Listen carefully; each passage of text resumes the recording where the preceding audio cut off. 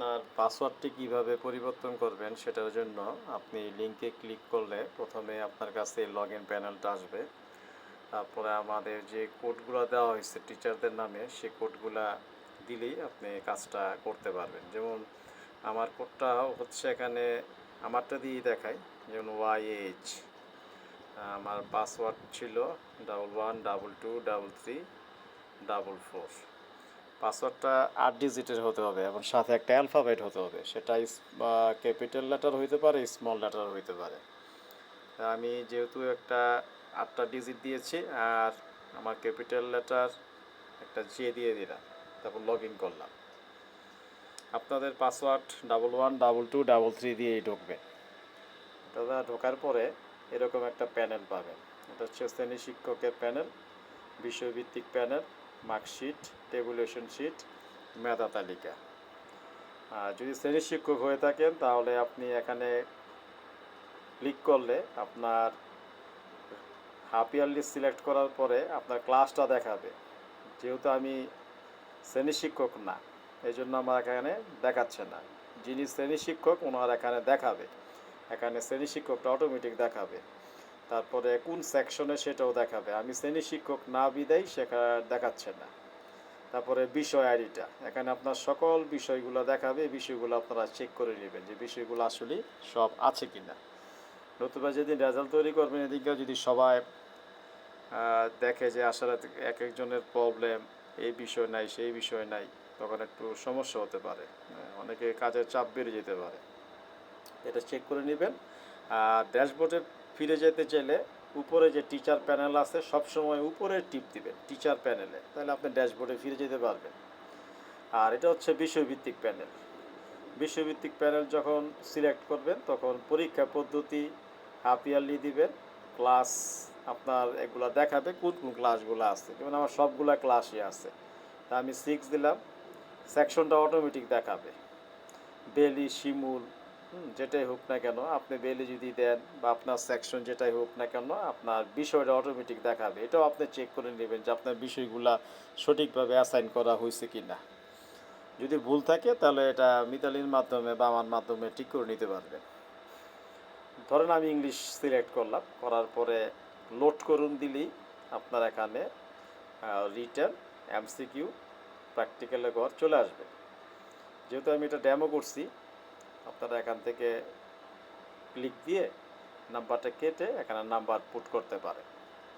Number put করবেন এভাবে প্রতিটা স্টুডেন্টের নাম দেখে, প্রতিটা স্টুডেন্টের নাম দেখে নাম্বার পুট করবেন।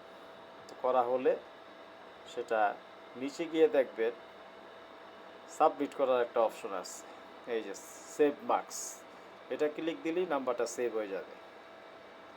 এই যে 65 জন ছাত্রের মার্কস সেভ হয়েছে। এখন আপনি কিভাবে পাসওয়ার্ডটা চেঞ্জ করবেন, আবার ড্যাশবোর্ডে ফিরে যান, এই জন্য টিচার প্যানেলে ক্লিক করবেন।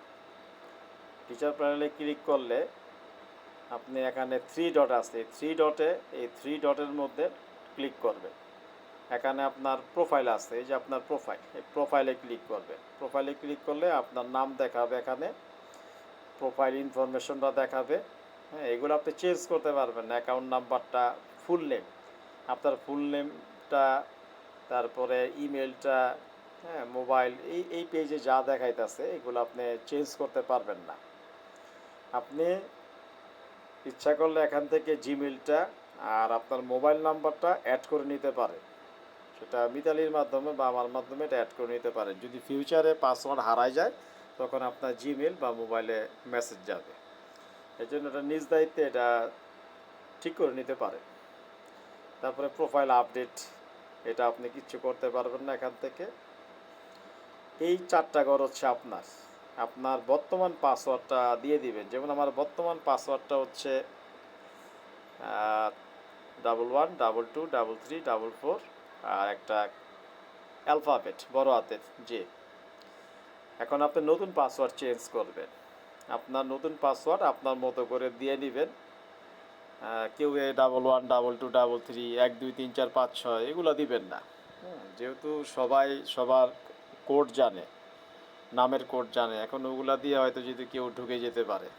তো যার যার নিরাপত্তা তার তার কাছে তিনি বজায় রাখবেন। কীভাবে পাসওয়ার্ডটা দিবেন, 1 থেকে 8 পর্যন্ত দিবেন না, 11 22 33 এরকম দিবেন না। হ্যাঁ, আপনার এসএসসির পাশের তারিখ দিতে পারেন, বিবাহবার্ষিক বা বার্থডে এরকম কিছু একটা 4 সংখ্যার ডিজিট দিতে পারেন। ধরেন আমি একটা 4 সংখ্যার ডিজিট দিয়ে দিলাম এখানে, ধরেন 2233, 4বার দিলাম, আবার 2233, 8বার হলো, 8বার দিতে হবে। তারপরে আমি একটা অ্যালফাবেট দিয়ে দিলাম, সেটা বড় হাতের হোক আর ছোটো হাতের হোক, আমি ছোটো হাতে যে দিয়ে দিলাম। এই পাসওয়ার্ডটা আবার কনফার্ম করবেন, 2233, 2233, ছোটো হাতের যে। কনফার্ম করার পরে পাসওয়ার্ডটা চেঞ্জ করবেন। পাসওয়ার্ডটা চেঞ্জ হলেই আপনার একটা ছোট মেনু আসবে, ওটা সেভ করে রাখতে পারেন, অথবা পাসওয়ার্ড সফলভাবে পরিবর্তন হয়েছেন এটাও আপনি দেখতে পারবেন। তাহলে আপনার পাসওয়ার্ড চেঞ্জ হয়ে গেল। আপনি এখন আর 11 22 33 দিয়ে লগ ইন করতে পারবেন না। এখন আপনি এখান থেকে লগ আউট অপশনে বের হয়ে যান, আসলে আপনার পাসওয়ার্ডটা চেঞ্জ হয়েছে কি না। এখন ধরুন আমি আমার পাসওয়ার্ডটা দিচ্ছি YH, এটা আমার নামের কোড। পাসওয়ার্ডটা হচ্ছে 2233, 4বার লিখলাম, 2233, 8বার হলো, আর ছোটো হাতে যে ছিল দিলাম, লগ ইন করলাম, ওকে খুলে গেল। আপনি চাইলে এটা কন্টিনিউ করে সেভ করে রাখতে পারেন। এখানে কন্টিনিউ বাটন আছে, অনেকের মোবাইলে এটা ভেরি করতে পারে, কেউ মোবাইলে আসতেও পারে আবার নাও আসতে পারে। তা আমি চাইলে এটা সেভ করেও রাখতে পারি, সেভ করে রাখলাম, আপডেট দিয়ে দিলাম। এখন আর আমার এটা বারবার চাবে না। তাহলে আমাদের এই সিস্টেমে আমি শিখতে পারলাম কিভাবে পাসওয়ার্ড চেঞ্জ করে। এখন ধরেন পাসওয়ার্ড যদি ভুলে যান কেউ, তাহলে সেটা কিভাবে রিসেট করবেন।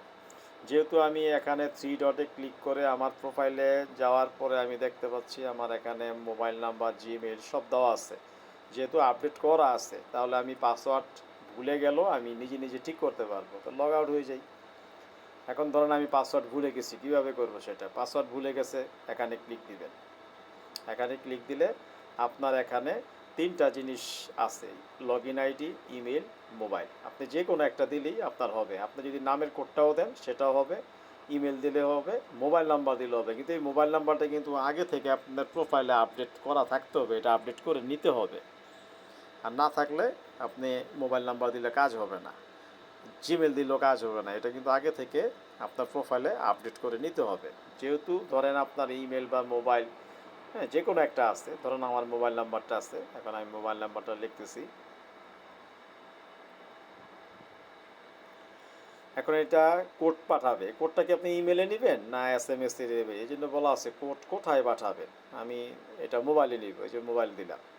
মোবাইল দেওয়ার পর আমি রিসেট করব কোডটা, করলে এই যে আমার একটা মোবাইলে মেসেজ চলে আসবে 10 মিনিট টাইম। এই 10 মিনিটের মধ্যে আপনার এই কাজটা করতে হবে। হ্যাঁ, সব কিছু ঠিক থাকলে আমার মোবাইলে একটা মেসেজ চলে আসবে। আপনাকে কিছু সময় আমরা ওয়েট করি। এই যে দেখতে পাচ্ছেন মেসেজটি আমার মোবাইলে চলে আসছে। এখন আমি মোবাইল থেকে মেসেজটি আমি খুলি, যে আমার এই যে BMUSC ওটিপি, আমার ওটিপিটা চলে আসছে, 6 ডিজিটের ওটিপি এটা, যেমন 534451, লগ ইন আইডি YH। আপনার লগ ইন আইডি ভুলে গেলেও আপনাকে দেখাবে। Valid 10 minute. হ্যাঁ, এটা 10 মিনিটের মধ্যে আপনাকে ঠিক করতে হবে। তাহলে আমি আমার যে ওটিপিটা সেটা হচ্ছে 534451, তো এটা আমি বসাই দিই।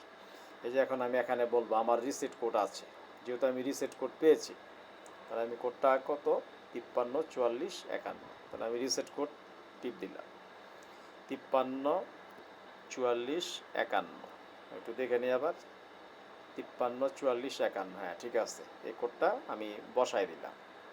বসায় দেওয়ার পরে আমার নতুন পাসওয়ার্ড আবার আগের মতো দিয়ে নিব, 8 ডিজিটের। ঠিক আছে, আগে তো দিয়েছিলাম 2233, এটা 4বার দিয়েছিলাম, মানে 4বার 2বার দিছি, 8বার হয়েছে। এখন মনে করেন আমি আবার এটাকে চেঞ্জ করতেছি, সাপোজ 21 21, 4বার 6বার 8বার, আর ধরেন ছোটো হাতের একটা কে দিলাম। কনফার্ম করি আবার এটা 21 21 21 21, ছোটো হাতের একটা কে দিলাম। কনফার্ম করার পরে পাসওয়ার্ড রিসেট করুন। এই যে আপনার পাসওয়ার্ড সফলভাবে রিসেট হয়ে গেছে।